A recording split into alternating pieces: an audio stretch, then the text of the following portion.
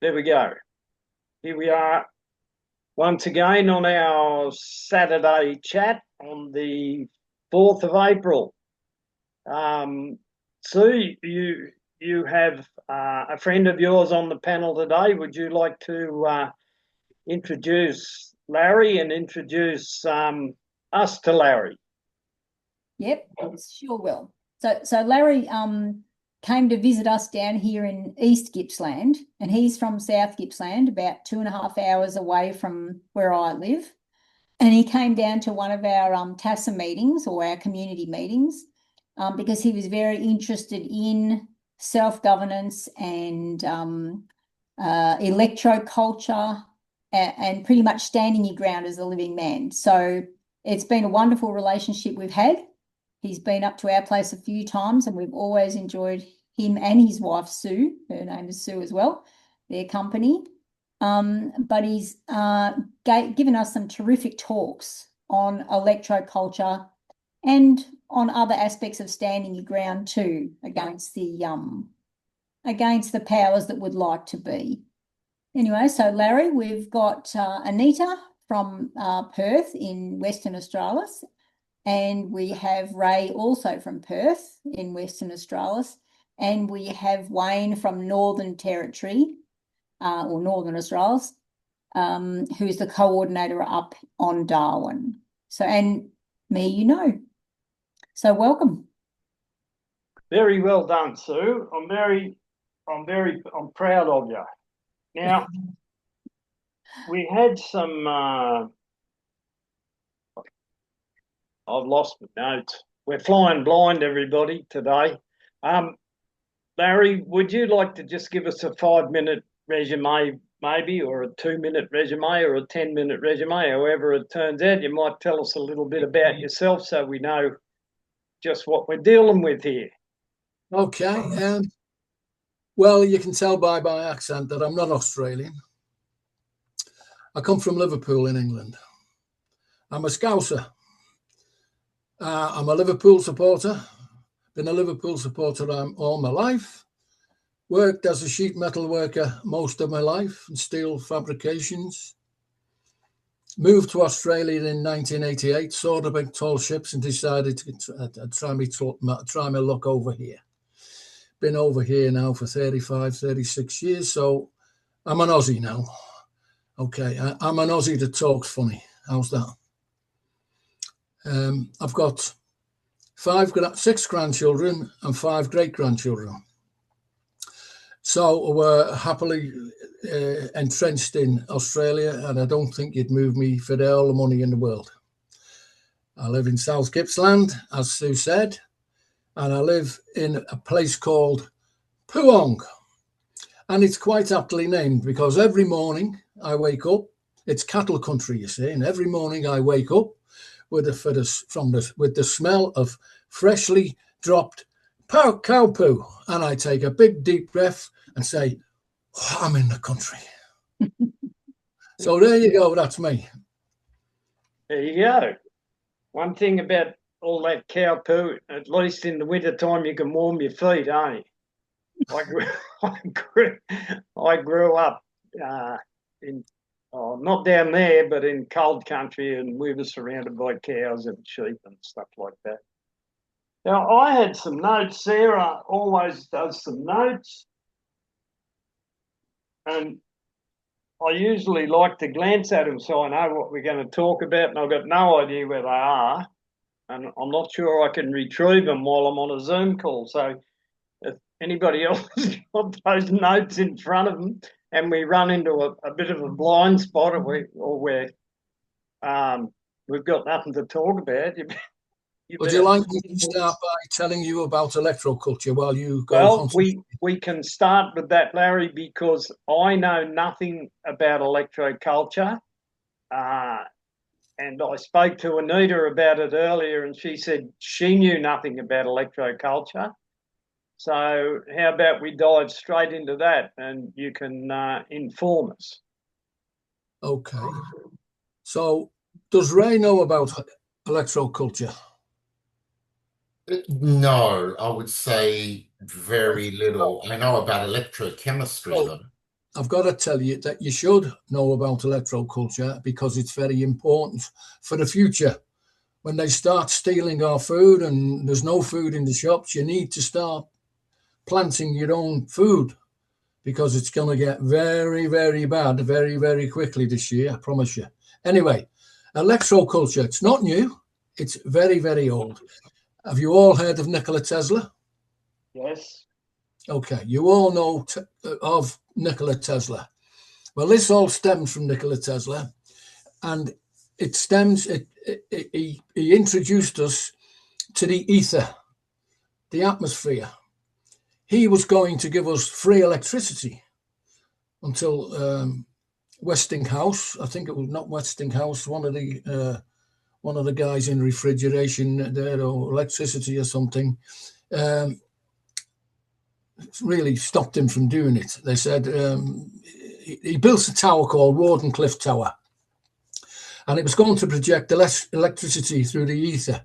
And if that sounds a bit far-fetched and fantastic, well, I can assure you it's true. There's a guy in India, I've seen the video, he's running his whole house off electricity from the ether. And years ago, in the 17th and 18th century, they were bringing in electromagnetism from the ether. They were building what are now called cathedrals. The cathedrals that we now see used as churches and places of worship were never built for that. They were built for healing centers, and people used to come in and lie down, and they used to ring the bells. And you all know about frequencies, I'm sure. Nikola Tesla said, if you want to know about the universe, there's only three things you need. You need to know about that: frequency, vibration, and energy, or energy, frequency, and vibration. And that'll give you everything that you need to know about the universe. So, frequencies. Everybody has frequencies in the body. Every object that you see around you, the glass of water that you're drinking, Ray, the water that's in the glass, they all have frequencies. Okay? And that's all part of the way the ether works. Now, electroculture, as I say, is not new at all. It's very, very old. It works by drawing electromagnetism from the ether using things like this magic wand I've got here. Can you see that? Yes. It's a piece of copper pipe. It's 230 millimeters long. And inside it, there's the top. Inside is brass filings, okay, which acts as an antenna. And then underneath that, you'll find quartz chips. Now, you know, quartz has a very, very high frequency. It's why they use it in watches to keep time. So quartz has a very high frequency. It's running away in there at something like 10,000 beats a second or something ridiculously fast. Now, underneath the quartz is a mineral called selenium, which gives the next part, the crystal that's underneath that, which is wrapped in copper wire, the crystal. The crystal is the transmitter. So the brass is the receiver. All the stuff that's in there is all to do with amplifying the electromagnetism, if you like, of the ether. And there's a crystal in there, a tri-pointed crystal wrapped in copper wire, which sends it into the atmosphere and into the soil.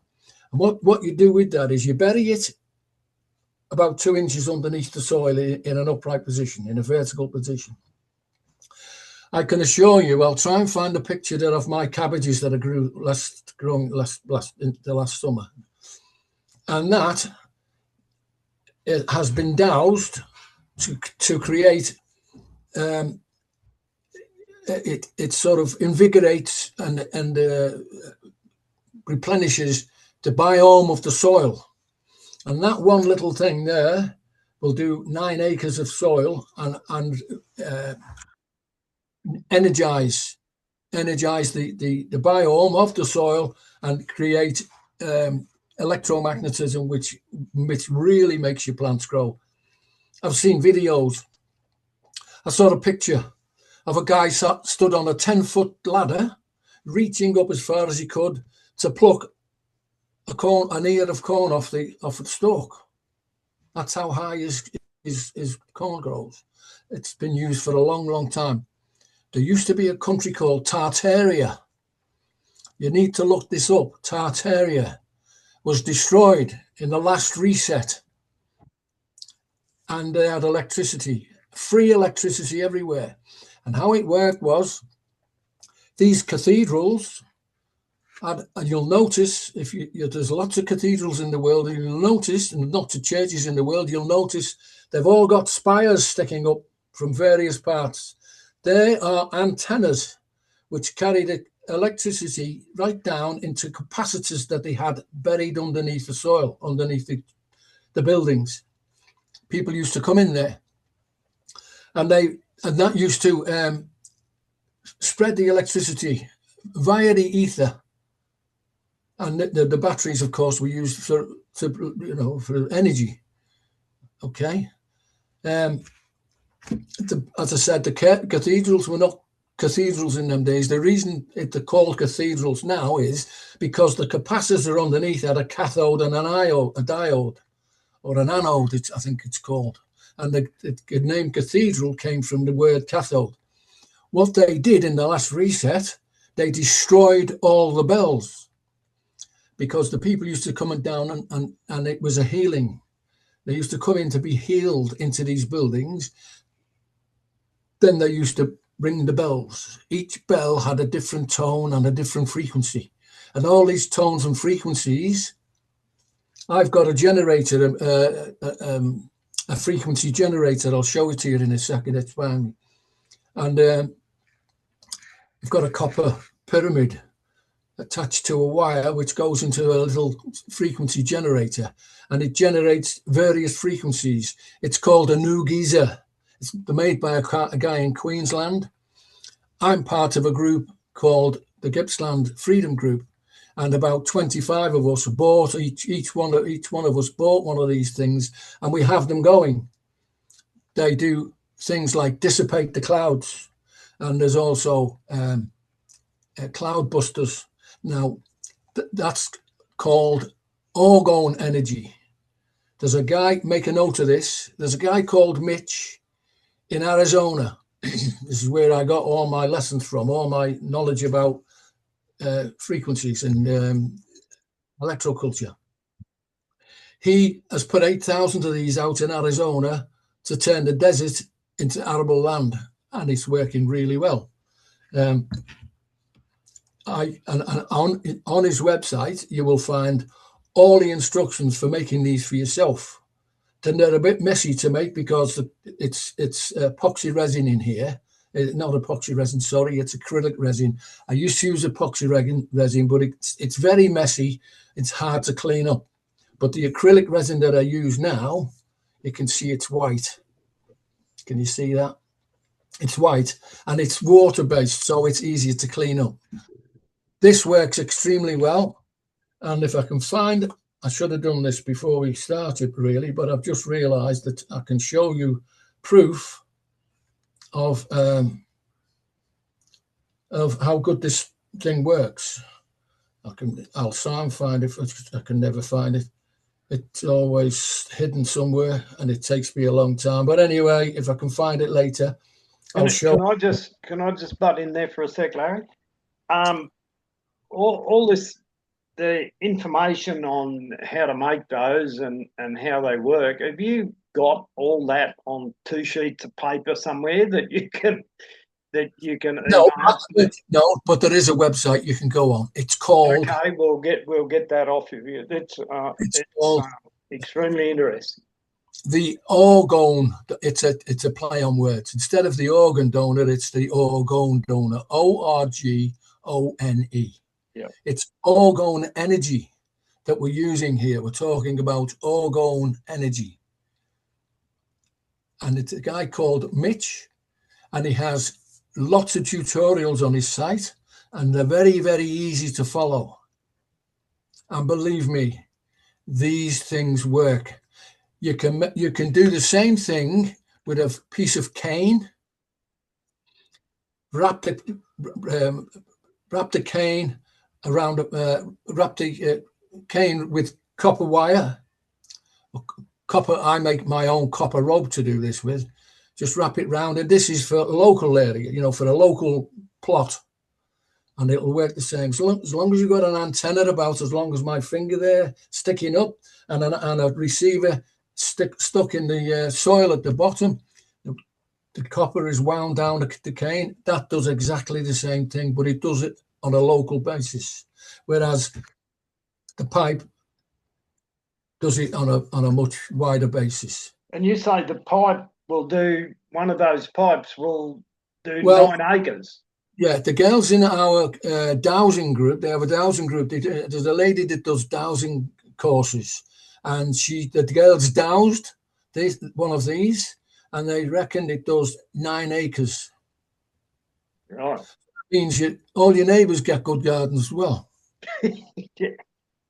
But you can go around and tell them, hey, come on, I did this. Look, come on, you can owe me some money for this, whatever.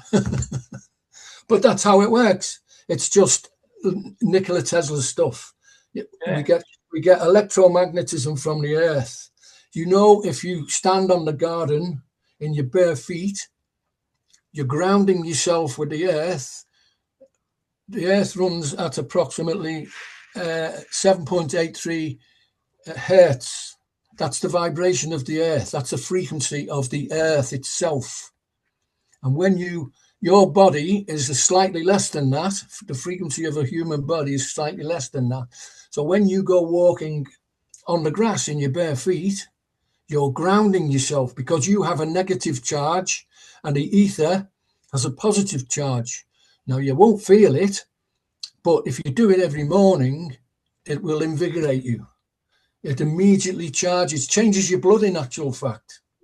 You can check all this out. This is not esoteric at all or anything secret. It's all out there on the web. All you've got to do is search, and it's very, very simple. But it's good. It's good for us. I'm having no trouble at all believing you. I've read a little bit of this stuff in the past, and I know a little bit about Tartaria. I've read a bit about that. I have heard of people using copper rods and copper wire in their garden. I had no idea how it worked. Your explanation is pretty good, actually. It's just simple electromagnetism coming from the ether. Yeah. It's all around us. It's all around us. Yeah. Anybody got any questions for Larry? Yes, I do. Go for your life. Have you developed a device for the homes to run electricity for the home itself? No, I'm trying to find. There are lots of things about this on the web, on the YouTube. There's guys that do this. I'm hoping to start making generators that are driven by magnets. There's lots and lots of generators, and these things go forever. You don't need any electricity they produce the electricity. You don't need electricity to use them because they're all run by magnets. And I'm trying to get an electrician who's interested enough to help me start making these things. But I saw a video in Africa, I think, somewhere, where they used big magnets on some kind of a device, and then it moved up and down, and then that created electricity. But they used big magnets. And I know that Mookie has posted something on, I think it was on the Fireside. I'm not sure if you're on that, but it was with regards to a light, a normal globe in a globe socket thing, whatever they call that for electricity. And then he had 2 little magnets. And as soon as he's put the second magnet on top of the bottom one, then that little globe started to shine, came on. So I was thinking making something like that instead of a torchlight. Yeah, that that's uses right. batteries. Yeah, it doesn't use anything except magnetism. No. That's right. Lots of them on YouTube, and you can make them easily. That's it's an emergency light that you can use anytime, and it never ever runs out, and it never needs batteries. You don't need to put it into the wall. It's just there. You flick the switch and it comes on, and it lasts forever. Do you mean I've spent millions of dollars on batteries in my life and I didn't have to? That's right. Well, you also pay the electricity cut, which I don't now. I'm in the middle of a big fight with them. I haven't paid them for well over 6 months. They've already been paid by the government anyway, so they don't need any more money. And they're a lot richer than me, so they don't really need my money.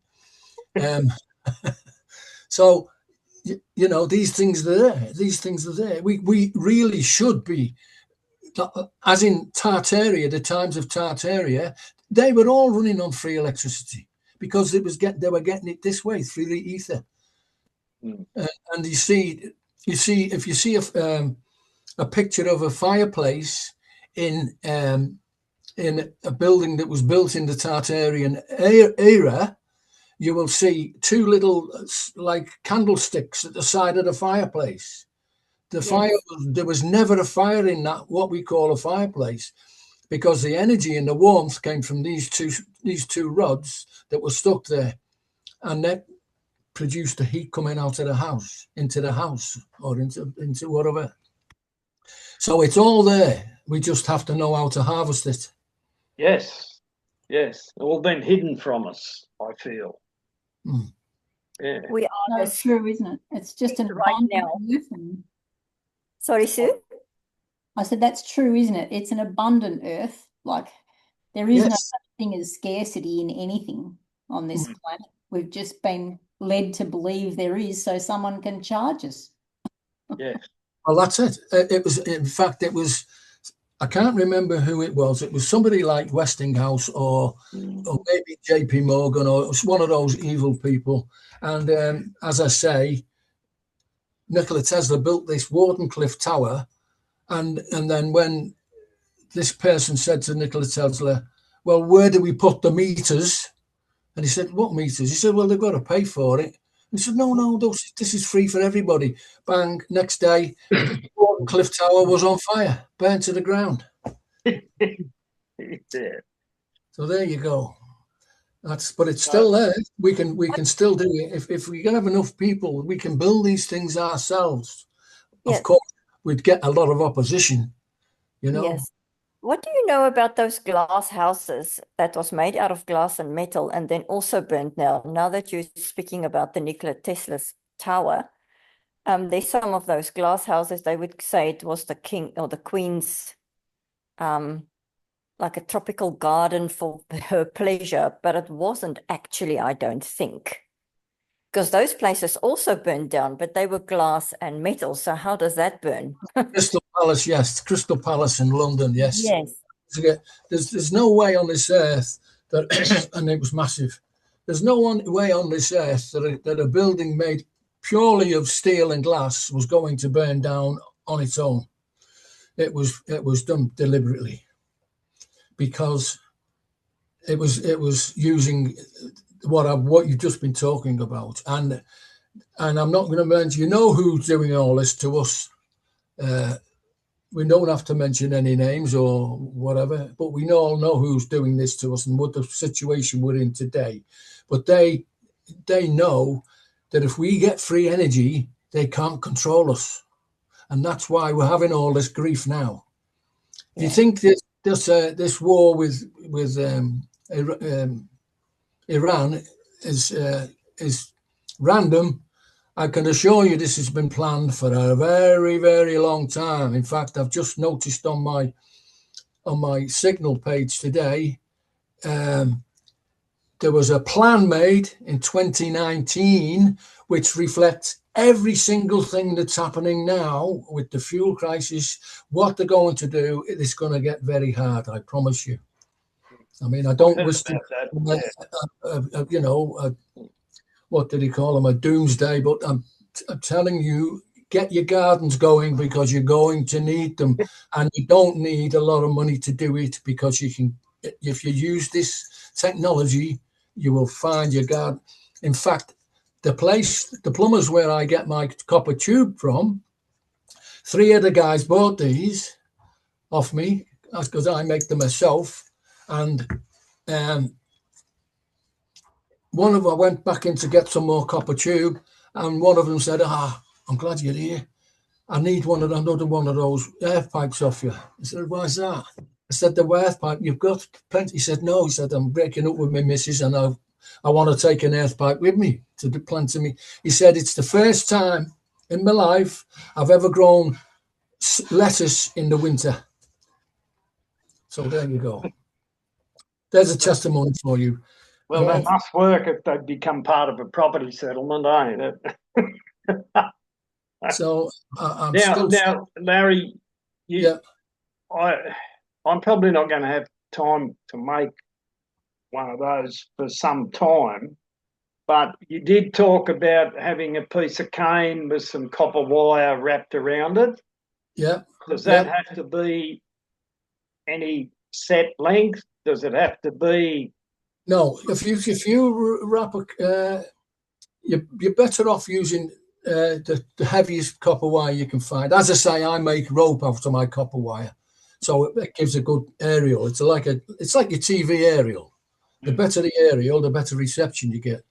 So all you do is you get a piece of cane about 800 mil long. That's all it needs to be.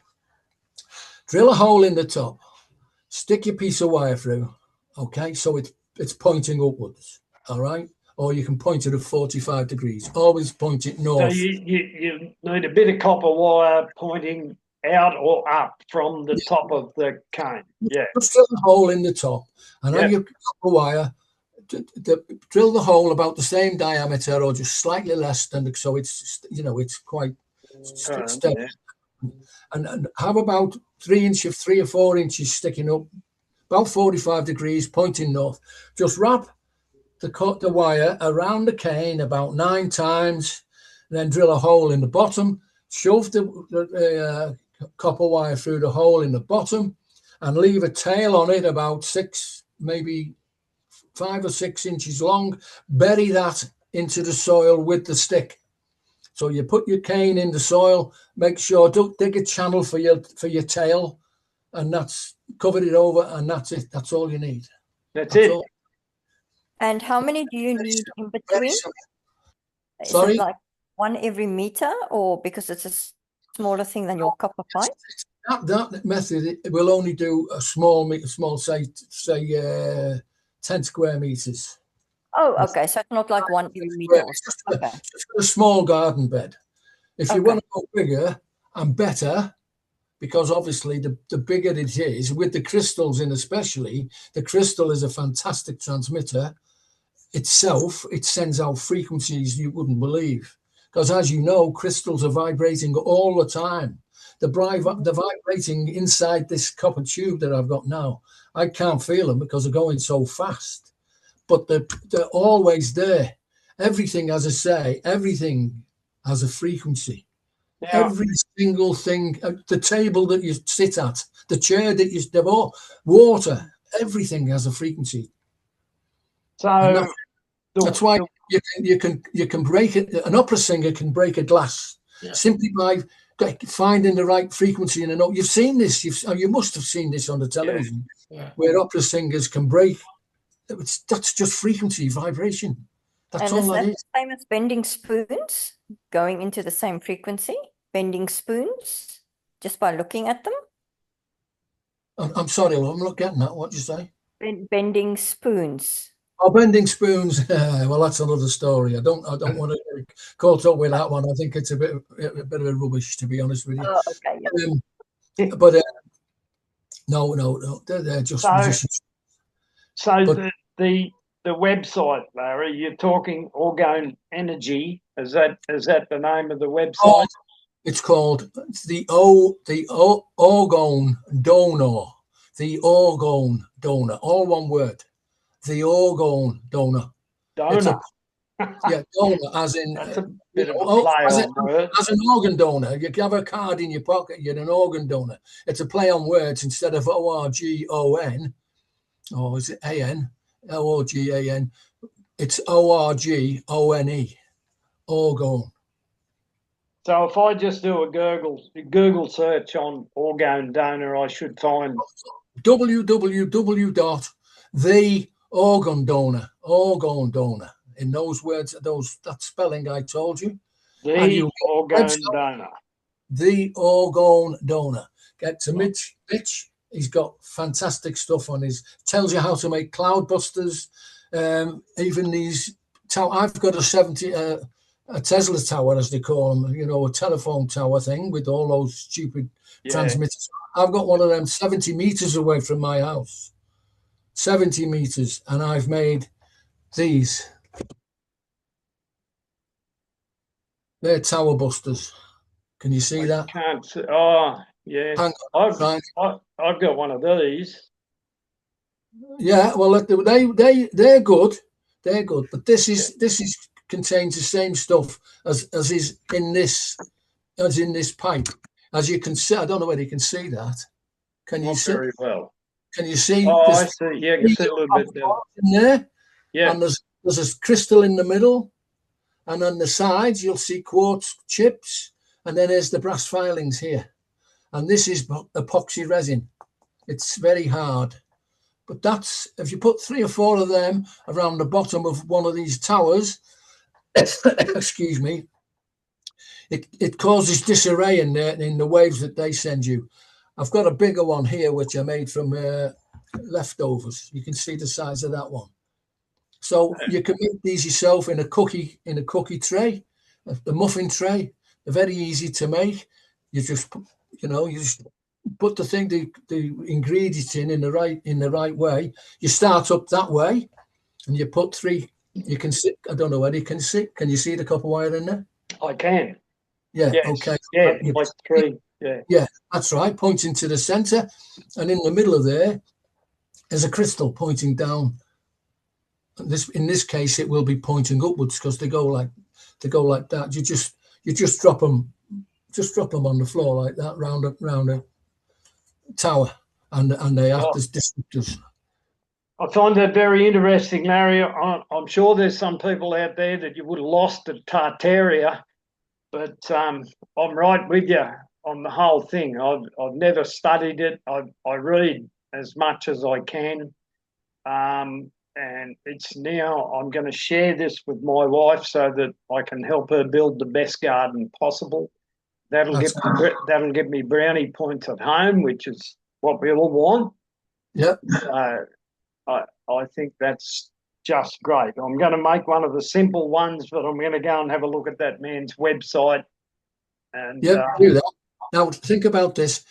They're not going to work overnight, but we're talking about a growing season. And I just can't find my cabbages at the moment to show you. You're going to be astounded if I can find them. And I can vouch for the cabbages. They're about 2 or 3 times a normal one. We're talking. Really? Gave me one to bring home, and I cut it into 4 and shared it with 4 families. It was massive. seriously big.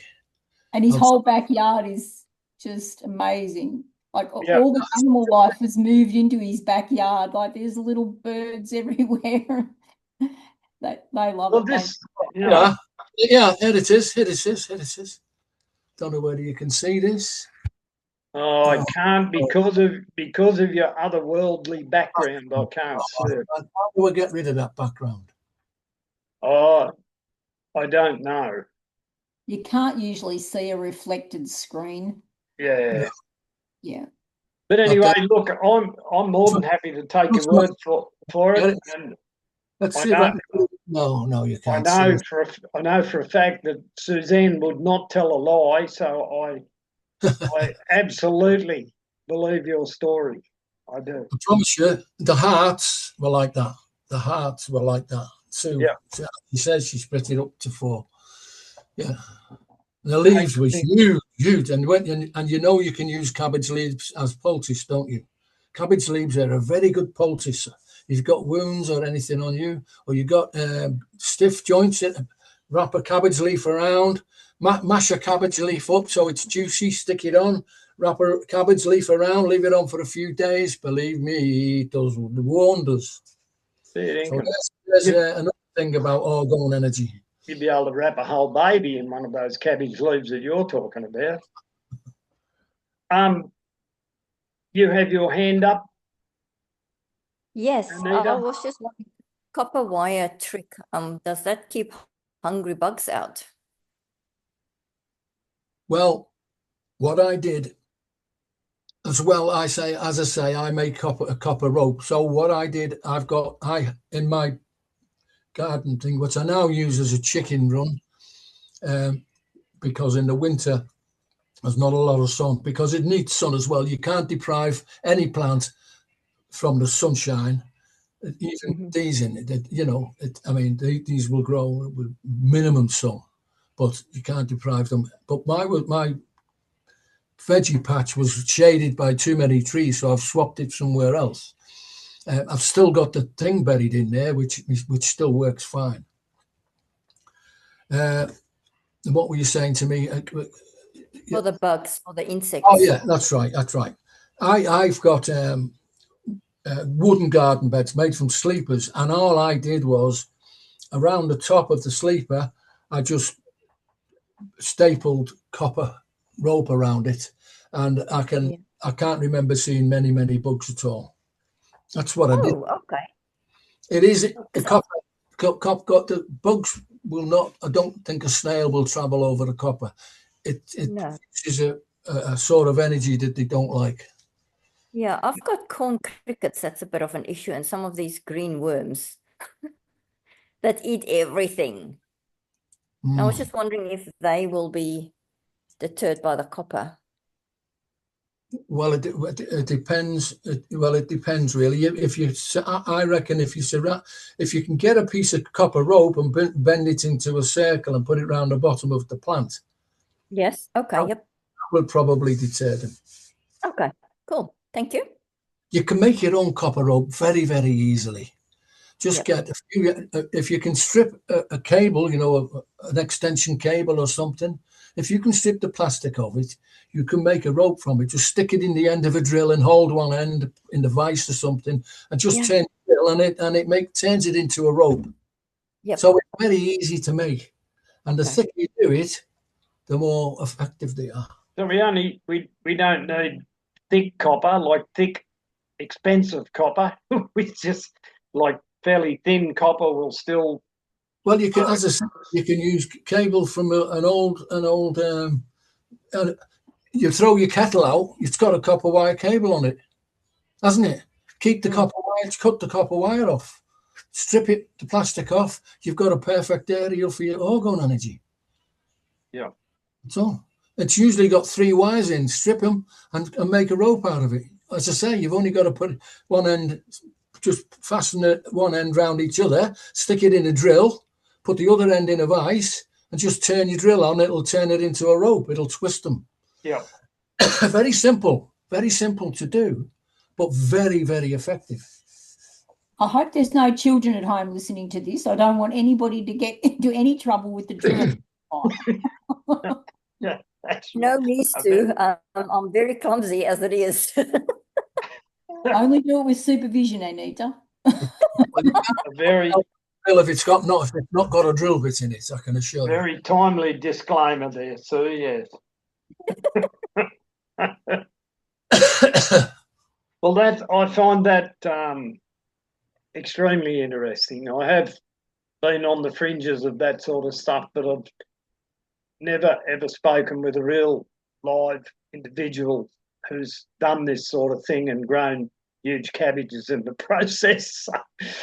So I find that very interesting, Larry, and I'm glad we got you on here today. It's and I, for one, and I can see that Anita is going to do some research as well.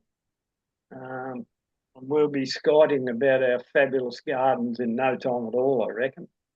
I want Larry to find out how to make a device to get your home powered for free. I'll be his first customer.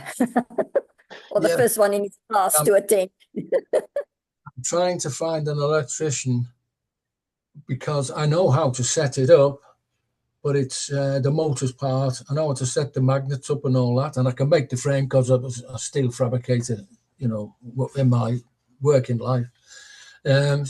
It's just the motor part of it that actually generates the electricity, the wiring and all that sort of thing. So once I find somebody who's interested enough to help me, I'm going to start making them.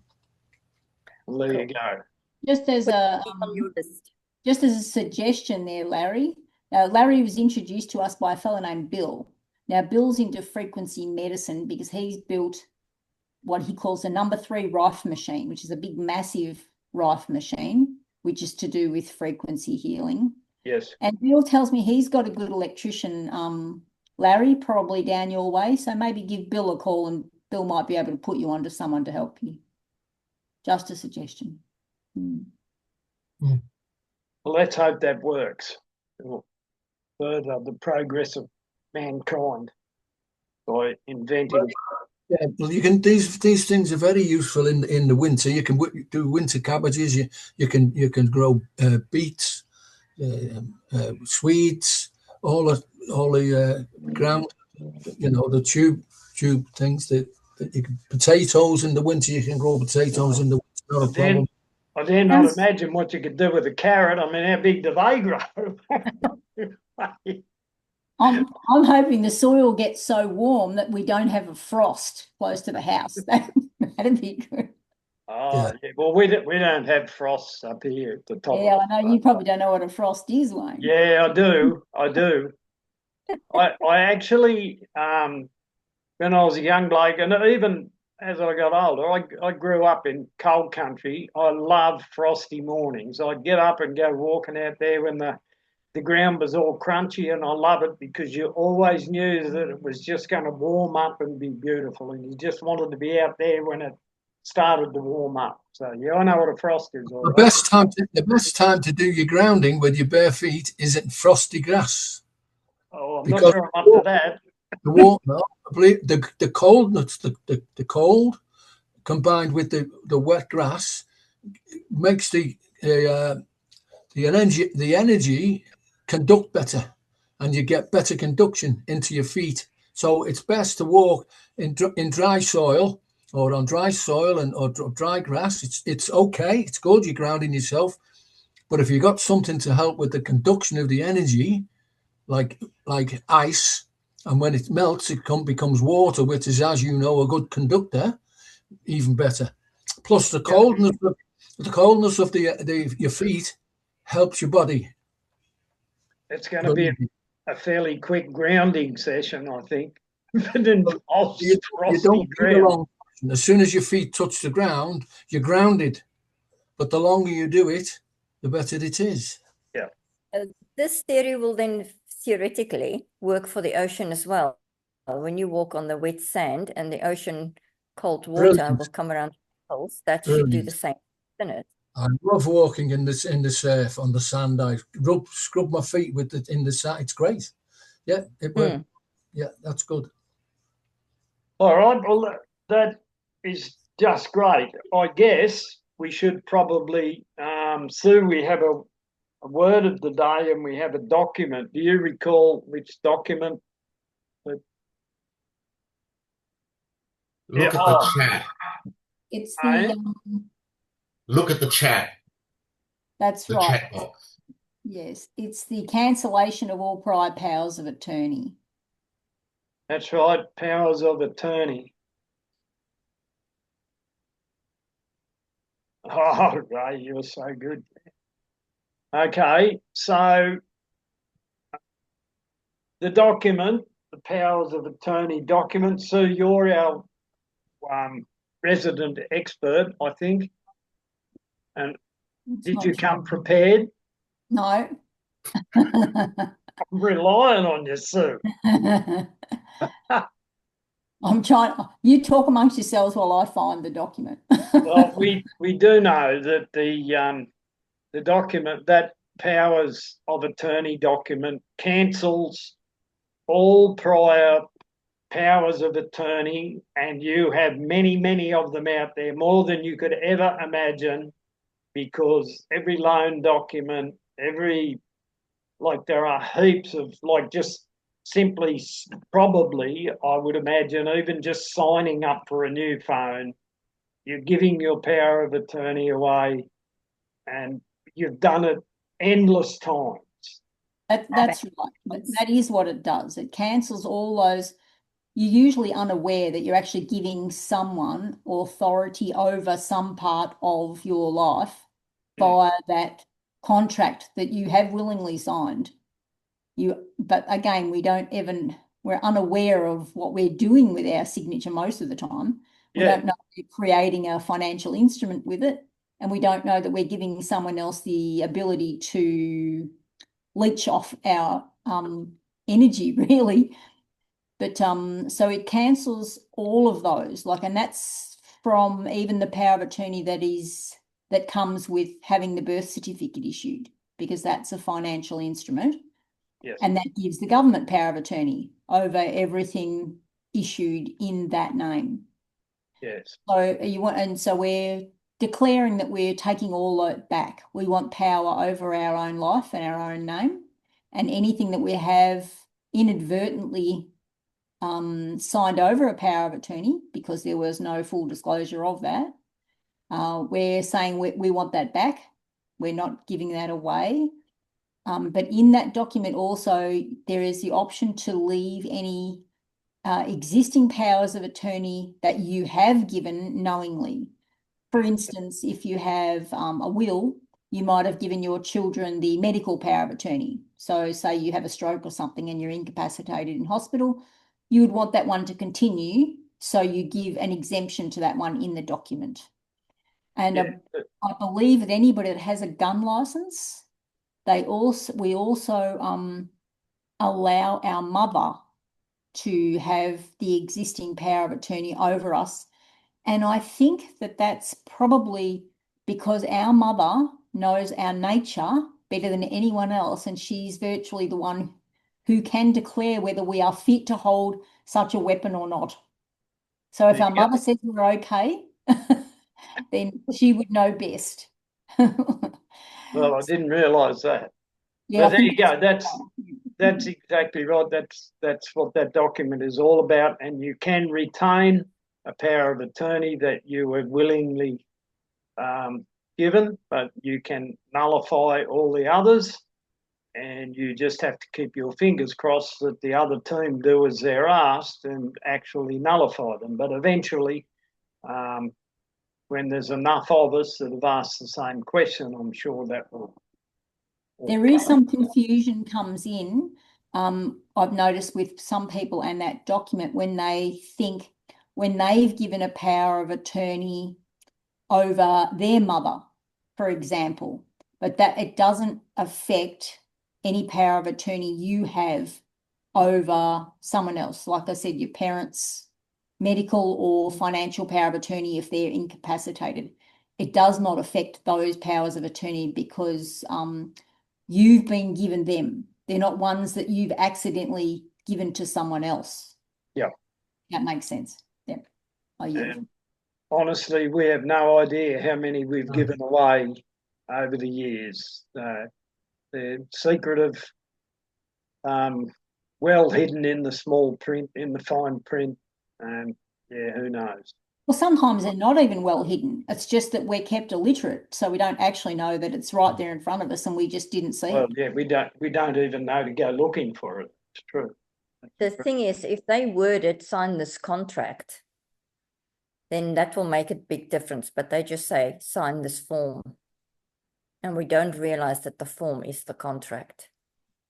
Like if you school, if you sign a license, pay for your dog and cat licenses and things like that.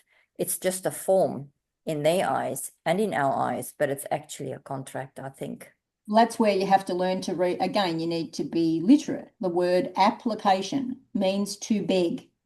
Yep. You're asking for permission, or you're literally asking for someone to manage something for you. Mm-hmm.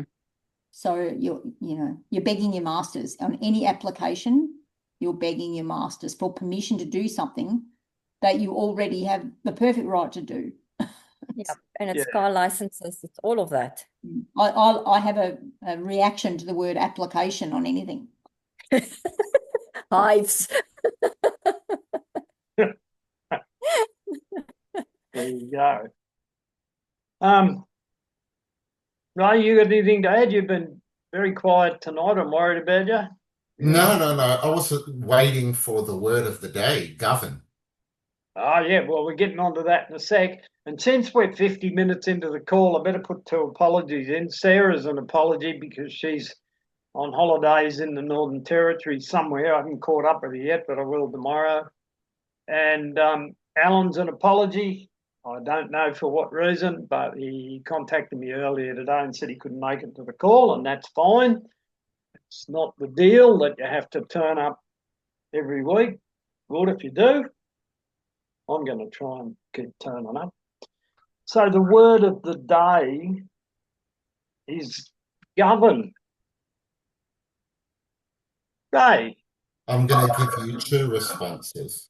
The first one is the everyday one, which is to rule a group of people with laws and regulations in order to keep order. Now, if we go into the hidden meaning, it comes from governmente. So that mente comes from mind, which is where we get mental. So it's basically to govern the mental. Pretty freaky. And before we go any further, I have to say this because it is the weekend of the most famous court case and trial in history, which happened yesterday in the wee small hours of the morning, leading from the night before. So the trial of Jesus Christ was totally manipulated. What's changed in 20 centuries? Firstly, it's illegal to hold a trial at night, and on the eve of a feast, they did it. Secondly, the capital trials had to start and end in daylight hours, and they had to be adjourned to a second day if the prisoner was likely to be found guilty. They didn't do it. Sentence can't be executed on the same day as the trial and the sentence. Disagreement between the witnesses, if people disagree, it puts an end to the trial, at least temporarily. False witnesses, if anyone false made up any claims, you got the punishment that the prisoner would have got, and you can't condemn a prisoner just from their own admission. So that's at least 6 or 7 things that were not kept. So if they can do that to, the most famous trial in history, 20 centuries later, we've still got this same system. I yield. So you can't have a court case at night, is that what you said? Yeah, that's illegal in Jewish law. Because don't forget, Jesus would have ended up being stoned because that's the Jewish method of death. The reason he ended up on the cross is the Roman method of crucifixion was their way of killing you. That's because they were occupied by Rome. They only involved the Romans because they wanted the death penalty. So they couldn't do that unless they got the approval of the occupied force. So the Romans tried to uphold their own laws, but the Jewish high priests and the religious Sanhedrin of the day did not follow their own rules at all. So they make it up as they go along. Well, what's changed? I knew you Nothing. wouldn't let me down, Ray. I knew you would have something for me. Eh? They just make it up. Yeah, make it up as they go. And they do. They do. We saw that with Callan, didn't we, Anita? I've got first-hand experience with council, and I'm quite sure Sue can put her 2 cents in as well with regards to council and her pool issue. They just make it up as they go along. Correct. Just you pay over here, even if it's what was it, $27 the last bill We're that you down to we're down to 20. They're still trying to get $23 out of me, but I'll never submit because that will be. They haven't even said what it's for. That will be me declaring that I've filled in an application to register the pool, which would then give them the right to come after me. Yes. but I won't do that. So, And then next year, your 23 becomes miraculously 123 or well, no, 500. it'll get bigger than that, because the first time they did it, they got up to, they were trying to find us about $1,800 for not registering the pool and not giving them their certificate they wanted. But then they withdrew that because we just held our ground. So they withdrew the infringement and they said we were wrong at law. And I'm pretty sure it's because they had no application. Had I applied to register the pool, that was the contract. They would then have had the right to come after me for not giving them the certificate they wanted.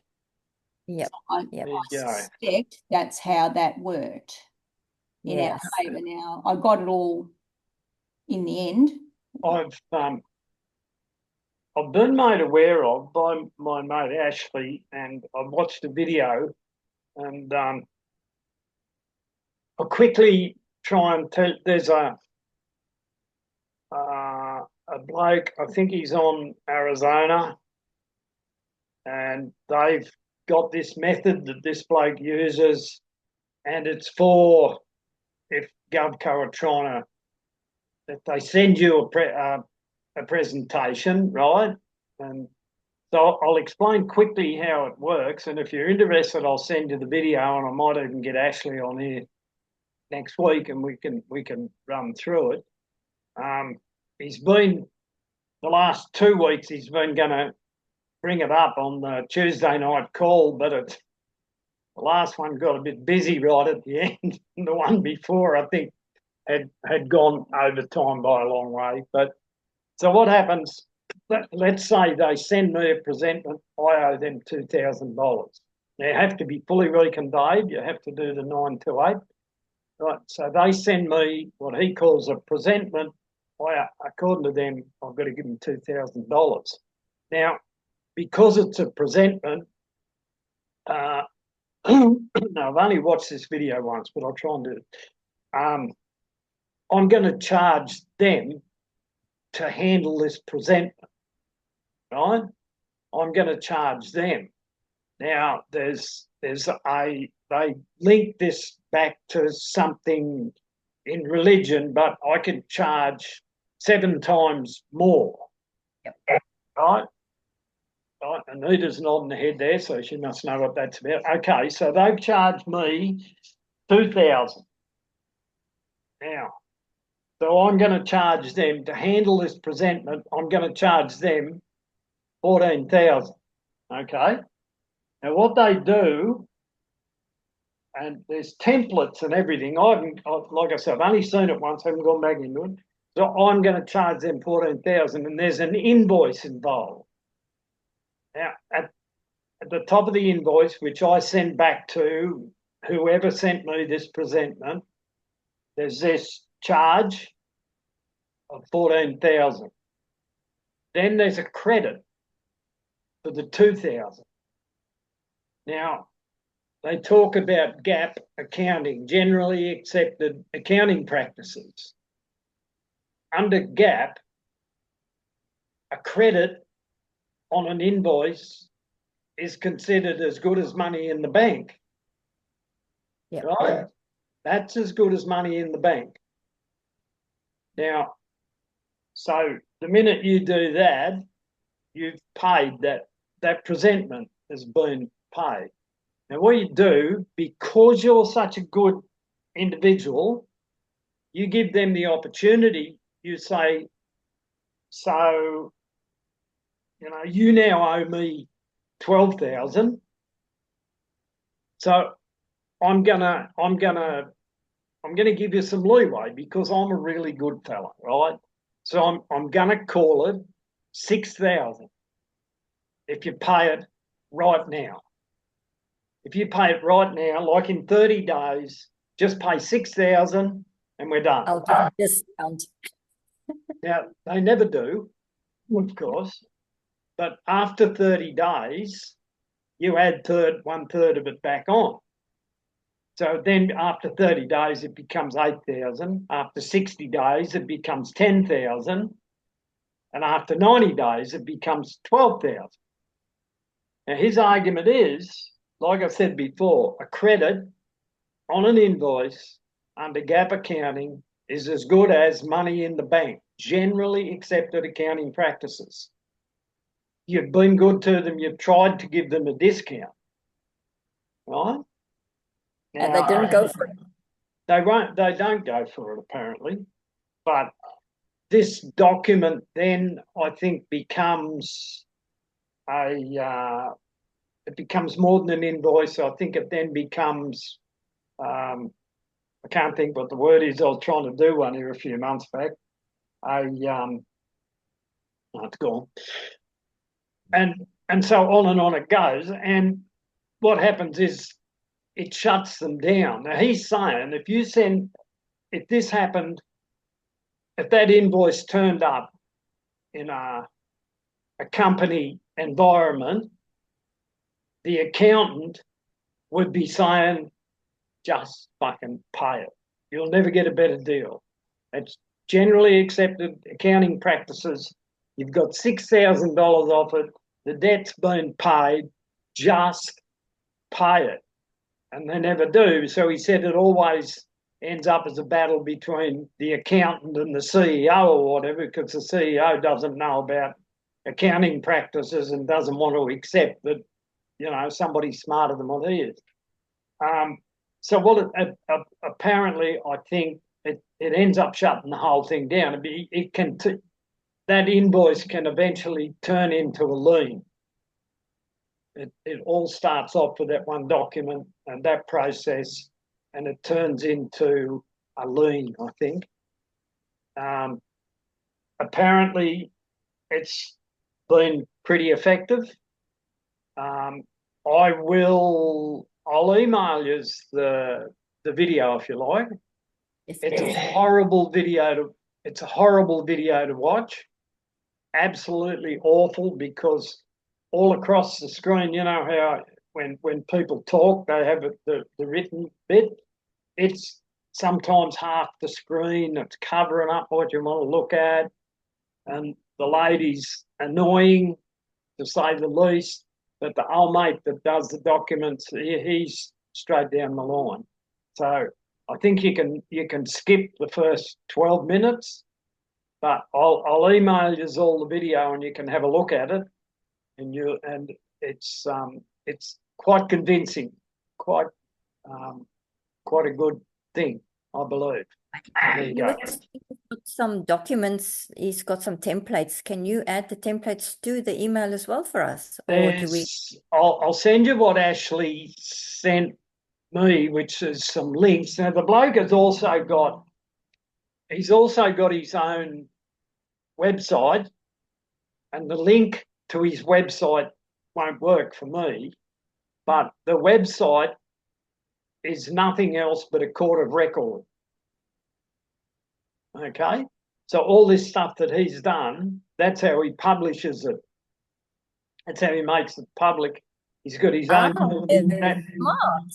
Yeah, he's got his own court of record, and he just puts it up on there.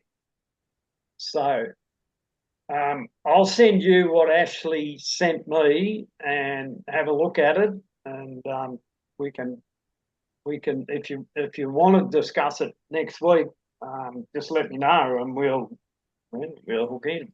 Why not? Put it, add it on. Warren is working on a lawful warrant, and I'm trying now with regards to the bailiff that wanted more money from me. And I've got no contract with him, so I haven't heard anything back, but that's not unusual because they will come and hit you after 4 months anyway. So I'm going to send my second letter on Monday or Tuesday this week, and then I've got 21 more days, and then I'll do my third one. And apparently that should also stop them. Now, what the lawful warrant means is, show me your lawful authority over me. Okay. Well, that's maybe another way of doing it, but I don't know. Would the bailiff be?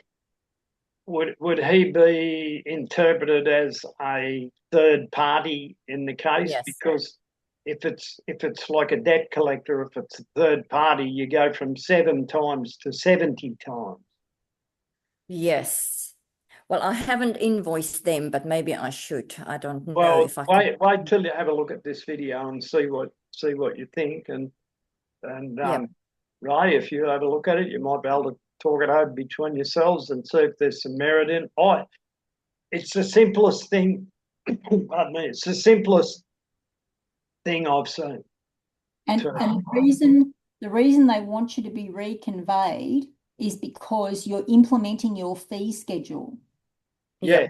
In the fee schedule, you're saying if you want me to act as agent Yes. using this copyrighted name, the cost for me to do work for that copyrighted name is, and whatever you've got in the fee schedule. So I think the use of the all caps name is, I think it's $50,000. So that would be your bare minimum charge to start with. I mean, you can always rewrite your fee schedule to whatever you want it to be, but we've probably all just gone with what's up there. Yeah, probably, Yeah. But that's why they want you to be reconveyed, because you've got unrebutted affidavits in place saying that they agree to that fee schedule. So that's why you need to have completed the reconveyance process to then, because you've got that as part of your court of record that says I can charge this fee because I told you I was going to charge this fee if you use that name. So that's, I just thought I'd throw that in just for the people who are fully reconveyed if they are listening. Very good. Thank you very much. Has anybody got anything else to add? We've gone an hour, I believe, which is around about our target. We might have even gone a couple of minutes over. No, I just was going to say, nice to have Larry on. Thanks for coming. And thanks, Wayne, for today, and Sue and Anita. Thanks, Ray. Well, And I'm going to try and become a Nikola Tesla. If my hair stands up all fuzzy next time you see me, you know something went wrong. we'll just refer to you as Nick from now on. I have been nicked by electricity, yes. Yeah. Yeah. So, and look, Larry, I can't tell you enough how good your little segment was on here today. I've got a lot out of that, and I'm pretty keen. The first thing I'm going to do, there's Yvonne's got some cane things out here. I'm going to go find some copper wire, and I'm going to make myself one of those things and jam it in the garden somewhere and wait for the results. And then I'm going to get on the website and see how to build one of those copper tubes. And for 9 acres around my place, the carrots and the cabbages will be huge. I look forward to that. So thanks, Larry. We all appreciate that. It was nice to meet you, buddy. Thank you, Larry. Thanks, Larry. Thanks, Larry. Hello, Eric. When we've got the proof and photos of giant fruit and giant carrots and everything else, we'll have you back on just to show you that we know we understood what you said. Well, nothing's an accident. I want to finish with just a little tiny quick story. Yes. About Larry.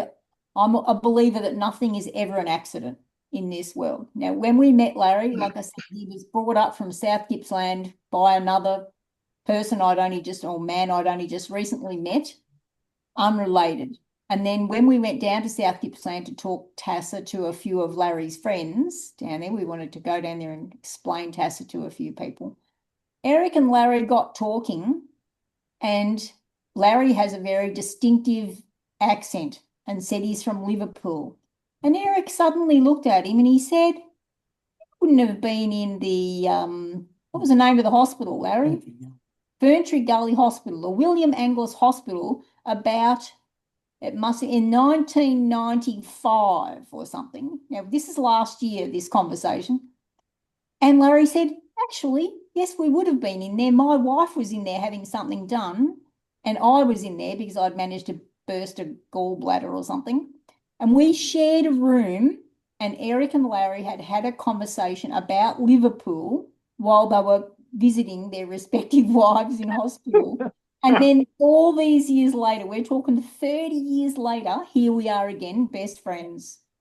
I think how is that even possible? No such thing as coincidence. Nothing is an I accident. can tell you, I have never had such good friends as Susan and Eric. They're beautiful people. Well, there you go, and I I can have this- believe that, and because of that friendship, we've had you on here, and now we've all learned something, and on and on it goes. So Well, I have a similar story if you want to just bear with me. My mum used to use a vet in our little town called Kempton Park in South Africa. And then around about 20 years ago, I worked for a vet and I thought, oh, the surname sounds very similar. And then I found out that his dad was my mum's vet, and now I work for his son in Australia, in Perth, in all places. Very It's a similar. very small world. it is Very a very, small. very small world, and I'm Yeah. sure we've all got stories like that. I know I was at a remote roadhouse in the Northern Territory. We'd gone to load some cattle. We got washed out, parked the trucks up, went to the local tourist park, and there was about 8 of us sitting around a table drinking beers, having dinner and talking.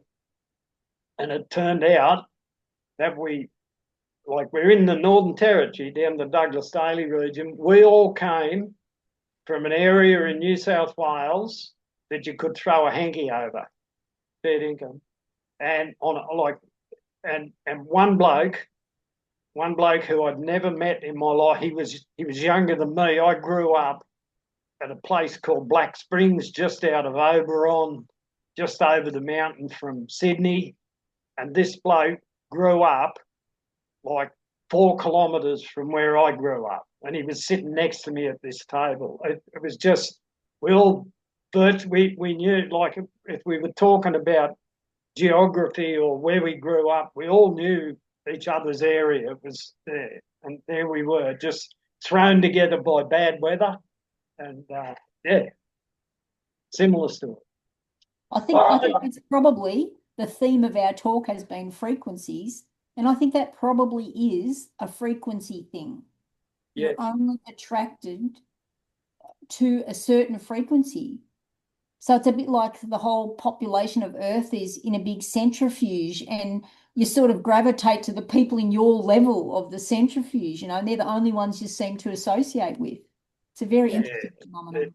But this energy thing also works like, especially with my business, because I do dog grooming, it's just really a hobby, it's not really a business. But if I think of Tommy, the dog, and I say, oh, Tommy hasn't been here for a while, I wonder, he needs to ring for an appointment, and I kid you not, 5-10 minutes later, there will be a message. Yeah. It just works like that every time. And sometimes it's not a message for a haircut. It's sometimes a message to say that Tommy is no longer with us, or, Milo is no longer with us, or yes, please book Tommy in for a haircut. Please book Milo in for a haircut. So it just works. It just works. So I don't know what it is, but it works. We must not underestimate the power of frequency, eh? We must never forget that. And this is why we have to think the positive thoughts. We have to Yes. envision the future we. What's going on, Sue? We've lost you there. Darling, Sorry, you're back. I'm back. Okay. Yeah, that's why I was just saying you need to take control of your mind. So our word was govern. We govern our own mind, the vision in our mind of the world we want, as if it is here now. That's exactly what Anna says. Yeah. And on those words, we're going to finish. That was very well done, Sue. I couldn't have done that any better, I'm sure. Can I just want one quick thing about frequencies? When you see a cathedral and you see these round windows with all the different patterns on them, every one of those patterns correlates to a particular frequency. That's why they were made. That's why they were done like that. You see the patterns on a cathedral on the windows, and they've got all. That's called cymatics. Oh, cymatics, yes. that's the cymatic pattern of that particular frequency. Cymatics is, that's another interesting. Get some images on Google of cathedrals, and you'll see. I'll tell you, the good ones is Barcelona Cathedral. That is absolutely magnificent. When you see the spires, the number of aerials on that building, and you see its windows, it's magnificent. But each of those windows is a frequency. Larry, I just have a question with regards to people's age. If they had all those healing centers, do you think people actually lived a lot longer than what we are doing today because they've taken all those frequencies away, that knowledge away, the healing, the energy? Well, the energy is still here, but we're not using it the way we should. Well, in the Tartarian era, and remember, once upon a time, this planet, or as I believe, this flat Earth, was populated by giants. Yeah, giants, definitely. Look at the doors on the cathedrals. Where's the handles? You can't even reach them. Well, why? I've seen a book that was made by giants. It's about 10 foot square, 10 foot wide or something. A book. Yeah. And the window is also over here. You see these mountains shaped like that? You see the mountain with a flat top? That's a petrified stump of a tree. Yeah. So there's been lots before us, and all these previous aeons, I don't know what you'd call them, previous cultures or whatever, populations, they get reset every so many years, and that's what we're in the middle of now. We're in a reset. It's a reset that we have to fight. That's the problem. They didn't fight. We have to fight it. But that's what it was. There's been all kinds of cultures that's been on the earth. Now those cultures lived a lot longer. We supposed to get, according to the Bible, 60 years and 10, which is 70 years. Now I'm 80 next year, so I've gone on. If I die tomorrow, well, I've had my fair share, haven't I? So, but in those days, and in fact now, even now, in certain places, there's no such thing as cancer for a start, because people used to eat sorghum. That used to have cancer. And there's like the Amish, they're living 100, and there's people in Japan living to 120. So what is it? I reckon it's nutrition and, the way we live. What's happening now is they're bombarding us with EMFs and microwaves, and that's shortening our lives. Yep. I always find it very hard to try and guess an Asian man or woman's age, because I know that they're much older than what I will ever guess, because they just don't show it. There's something about them that is just incredible. I always get it wrong if I have to guess. It is very hard to guess. I never thought I'd live to be. I used to say to my wife, I'll not even live till 40. She used to laugh at me. She's still laughing at me now, and I'm trying to. 40 years later. Well, you don't look 80. I would never have done that to you either. And when I upset her, she says, "I wish that truth that I hope I'm sorry that wish that you wished for didn't come true now." So you're doing pretty good for 80. I'm a little bit behind you. I'm 76, so we're tracking all right, I think. I noticed we've got the same haircut as well, mate. Yeah, the same barber. Yeah, that makes a difference, I think. With cymatics and giants, if you want to know anything about that, just go to YouTube and listen to Michael Tellinger. He's very, very good with all that. Michael is awesome. Yep. Yeah. And there's a lot of Tartaria stuff on giants and things. You'll see giants standing next to a train and stuff like that. There's a lot of stuff. And even the dome in Maylands that we go to, and we had a course there, and the ceilings are so high and the doorways were like double the size, and it's a single door, and it's higher, and we just went, this is not built now. This has been built a long time ago for someone else, because the windowsill is almost up to here. and then these large windows going up. So it's definitely not for us. And Larry, you talked about, we are going to finish this call in a sec. And I'm not the only one that's guilty of carrying it on. You all are. Larry, you talked about Tartaria. I became good friends with an Aboriginal elder up here, and I spent quite a deal of time with him over a period of a few months, and we spent a fair bit of time travelling between where he lives and into Darwin, and even over to one of the islands here, and we talked a lot, and he shared a lot of stuff with me. And I said to him one day, I said, mate, I know you blokes have been here 60,000 years or whatever it is, give or take a couple. But I said, I keep reading these stories, and I've seen buildings in Sydney and Melbourne and Brisbane that are actually out of place and couldn't have been built in the 1800s. And I believe that they were here before Captain Cook allegedly bumped into Australia. I said, you must know something about that. You blokes have been around, for so long. And he said, I can't talk about it. I can't tell you. Yeah. And all these cathedrals that you're saying, these big churches, they expect us, and all the beautiful carvings, they expect us to believe that it was done with a hammer and a chisel. Yeah, No ways. Ridiculous. They must think people are, well, there are quite a lot of stupid people in this world. but not all of us are stupid enough to believe that, And that volume with hand tools and sanding, no, I don't think so. No. Well, it's not so much stupid, Larry. People have been indoctrinated not to question anything.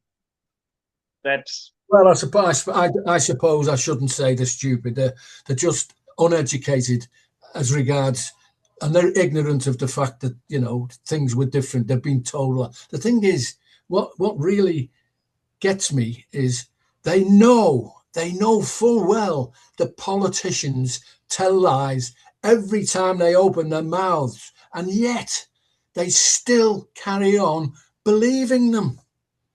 Can't believe you just said that on our show, Larry. I can't believe it.